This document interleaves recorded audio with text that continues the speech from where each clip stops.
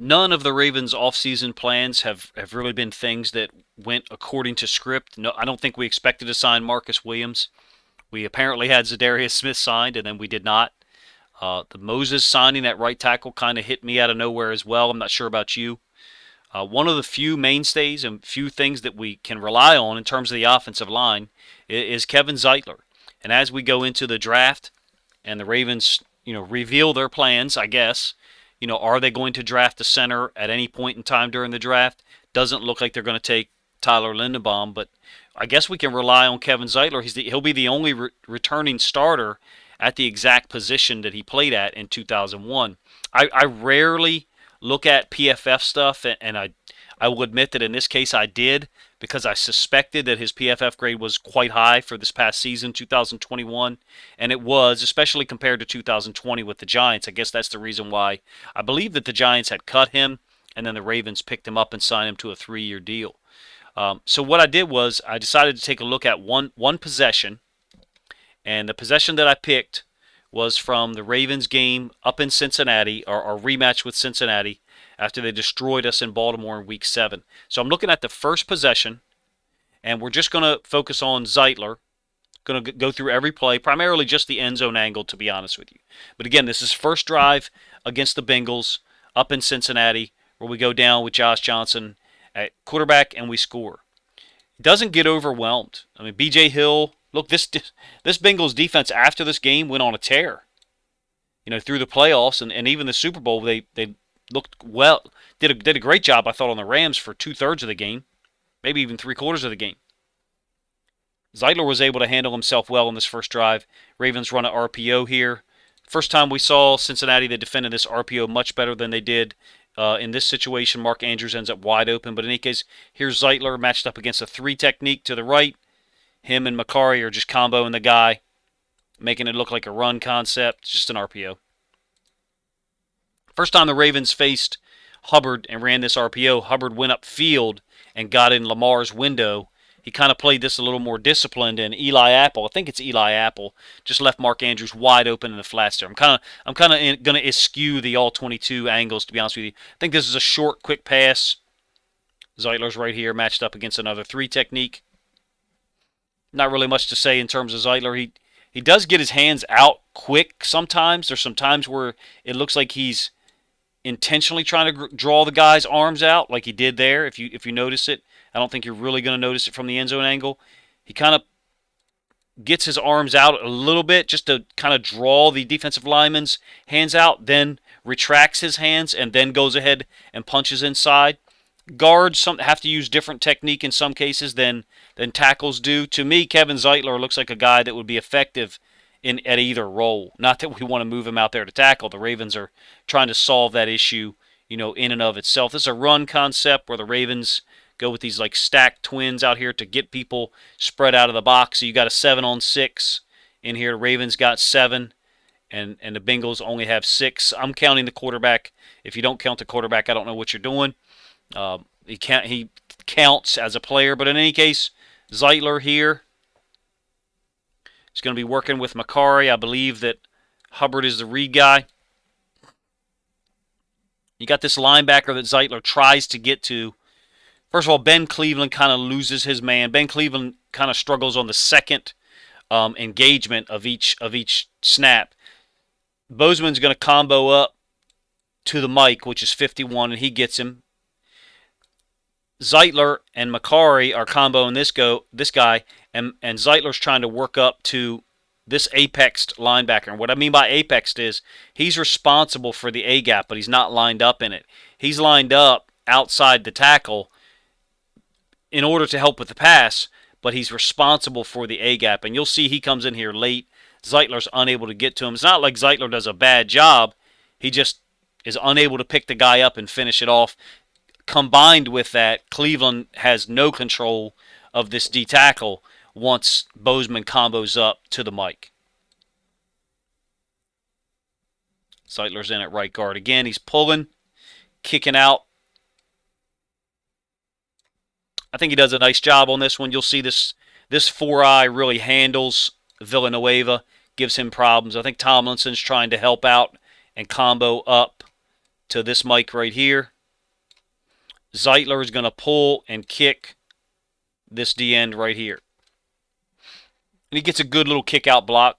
He's not expanding it too far, but Freeman pretty much runs into Villanueva's left foot because Villanueva gets knocked backwards, essentially.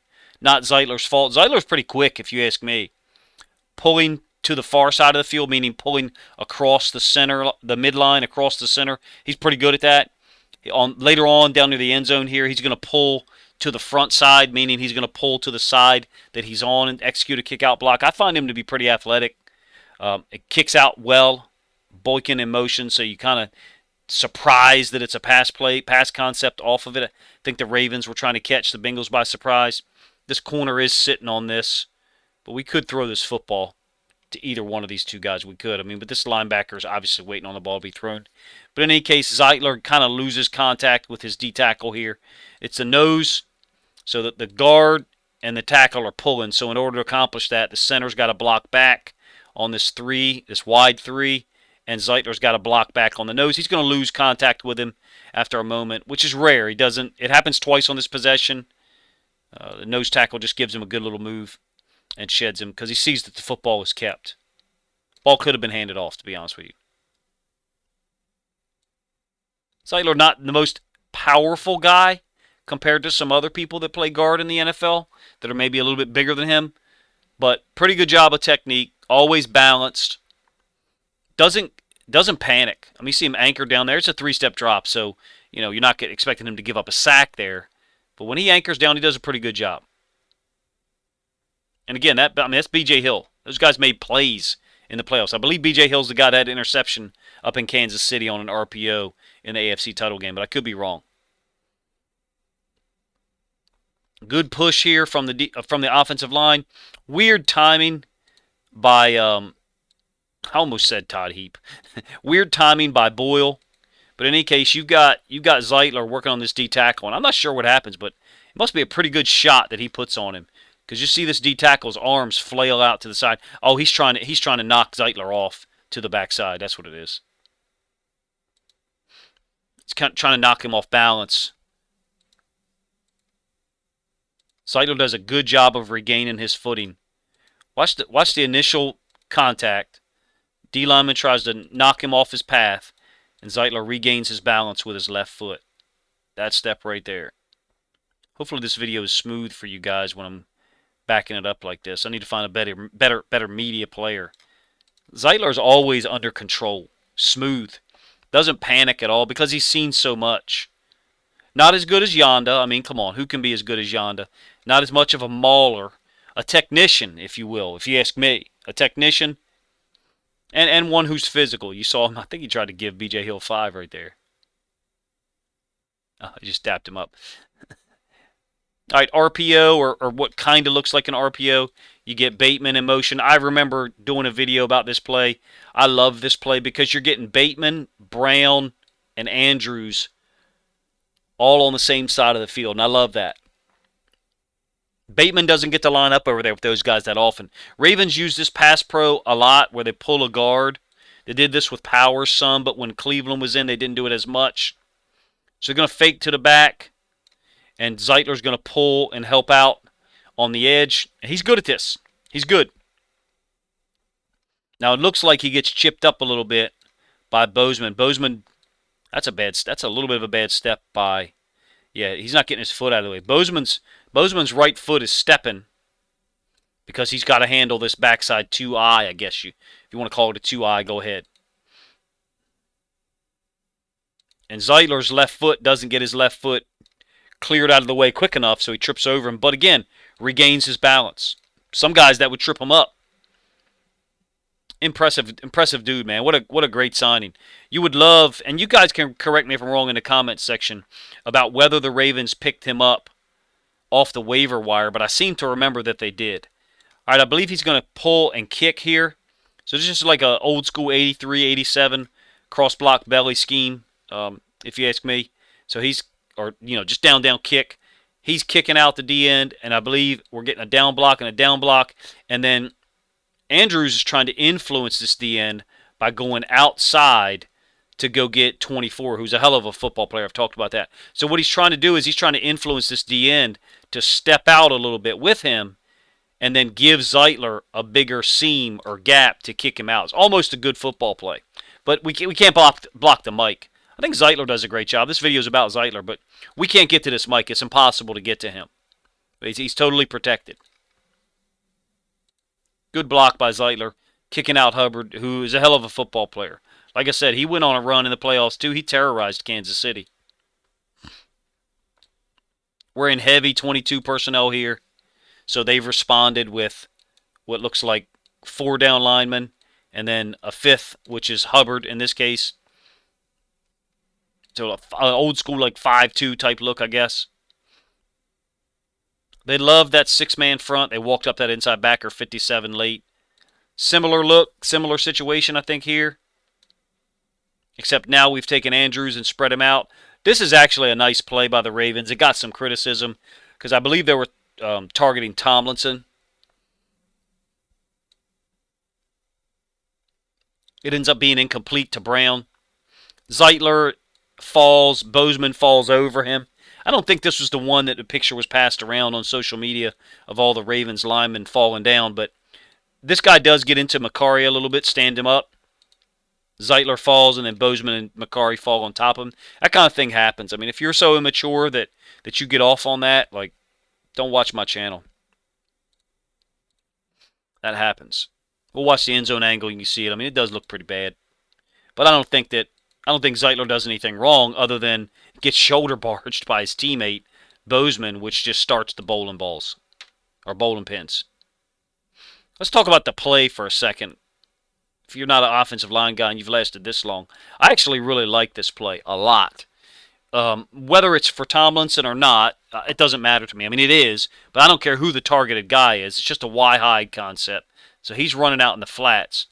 But I think what they're presuming is that the inside backer, this is the inside backer right here. But typically, you would have an inside backer here and one here in terms of their feet. So what I think they're trying to do is Andrews wall off the inside backer. It's just that Andrews isn't recognizing this is the inside backer. Andrews goes up to second level, and I guess he just doesn't recognize that the inside backer's walked up.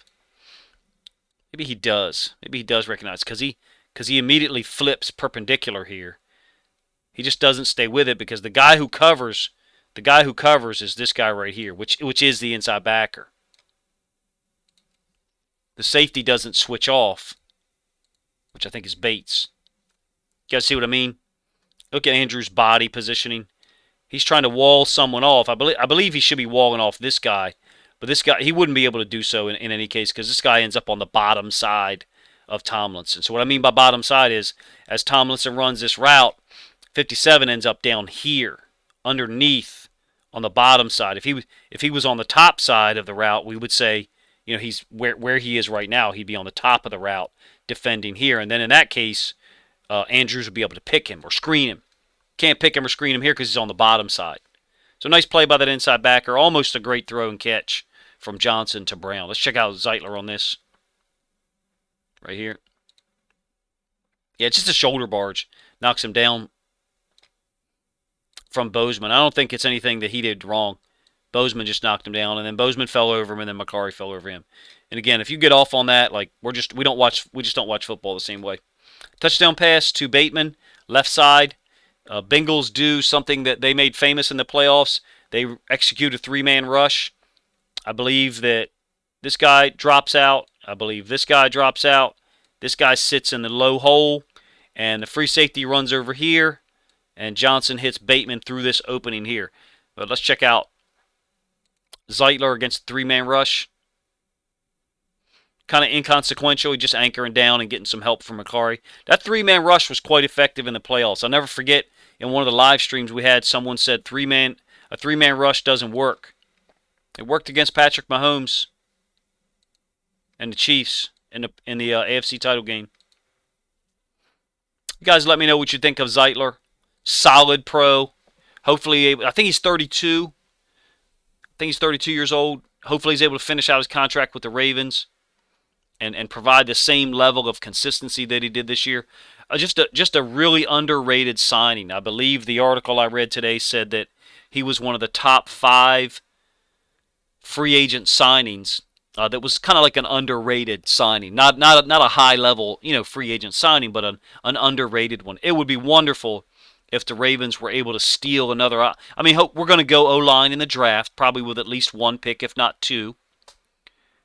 Who knows, maybe 3, but definitely 2, I would say. You guys let me know what you think. But it would be great if we were able to steal another veteran like that, um, that gets cut or released, at some point during camp whenever Zeitler did.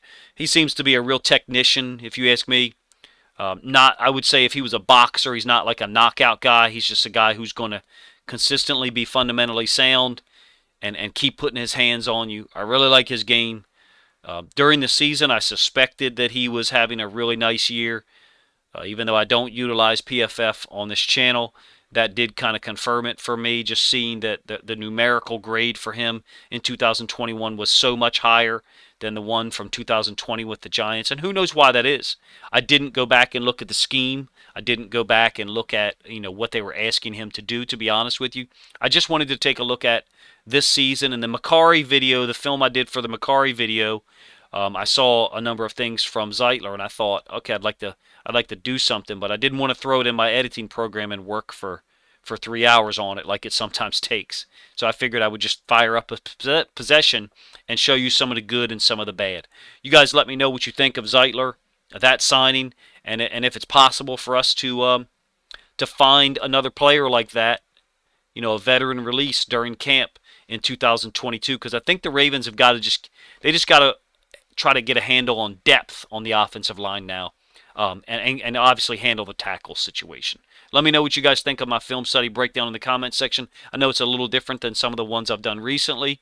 I was just trying to get something out quick before moving on to a live stream Wednesday night.